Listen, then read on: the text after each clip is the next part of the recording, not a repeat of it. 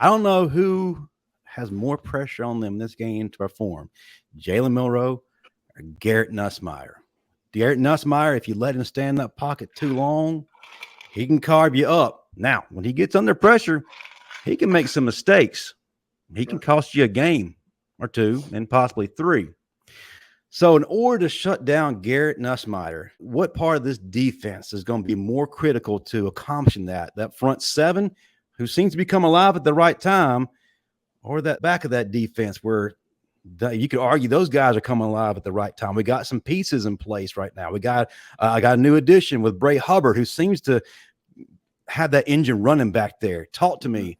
How does Garrett Nussmeier be a non-factor in this game?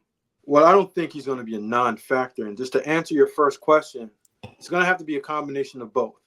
The front end and the back end are married. They go together.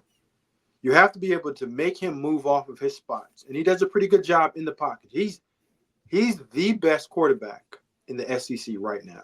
Point blank, period. He can throw it. He can navigate the pocket. He makes the right reads. And a lot of the naysayers against Garrett Nussmeier say he gives you an opportunity to get interceptions because he puts the ball in harm's way. But you can say that about all good quarterbacks.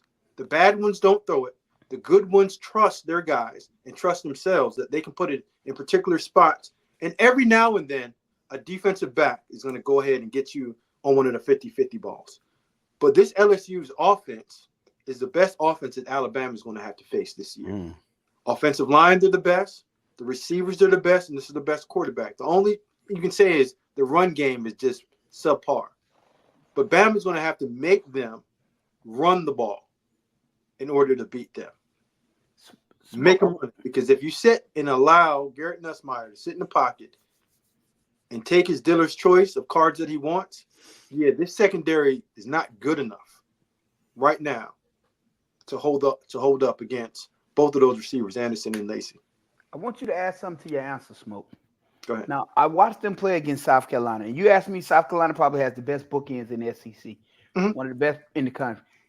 And at times, they struggle to get him off schedule. So what does Alabama's defensive line, if at all possible, have to do, and can they do it, to get him off schedule? Well, the left guard is down right now. Dillinger. He's not going to play. Garrett Dillinger is not going to play, according to report. So you have one of the five that's down. Those two bookend tackles, Emory Jones, Campbell, they're two of the better ones in the nation. You're not going to get pressure from the edge like you saw in South Carolina because Dylan Stewart and Kennard are two good edge rushers. You're going to have to get pressure and make him move off his pocket by getting interior push and making him now move to one side of the field or not, and make him now not be able to hitch up in the pocket. Because he's a good quarterback. Most bad quarterbacks that you see will try to roll out of the pocket, escape to the front door or the back door. Meaning if you're left-handed or right-handed, back door is your left, front door is your right. Keep him from stepping up into the pocket by creating either double A-gap pressure with both your linebackers mugging up in there and finding a combination of twisting in those A and B gaps because your guard is down, so the communication is going to be off, and make sure that he can't sit there and play 7-on-7 and pick that young secondary with a new starter in the back end off all night. Now, I asked that question for a reason, to set this up. And you walked right into it when you said the linebackers in the A gaps. What type of pressure is Alabama going to have to bring to get him off his game, considering we don't have the threats on the edge to collapse that pocket? And when we bring said pressures, what deficiencies will we have to deal with on the middle of the field and the back end?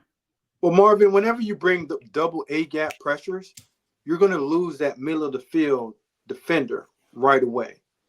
So understanding that, and this is an old Bill Belichick, even Nick Saban rule, if you're going to send pressure up the middle, that pressure has to get there. So you are alleviating your coverage in the middle.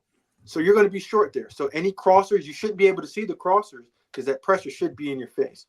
So you're going to not have guys in the middle of your field underneath because you're sending up the middle. So the underneath coverage in the middle between the A and B gap should be wide open. But again, you have to get those guys there, and that pressure should be in his face that he can't step up in the pocket and make that happen.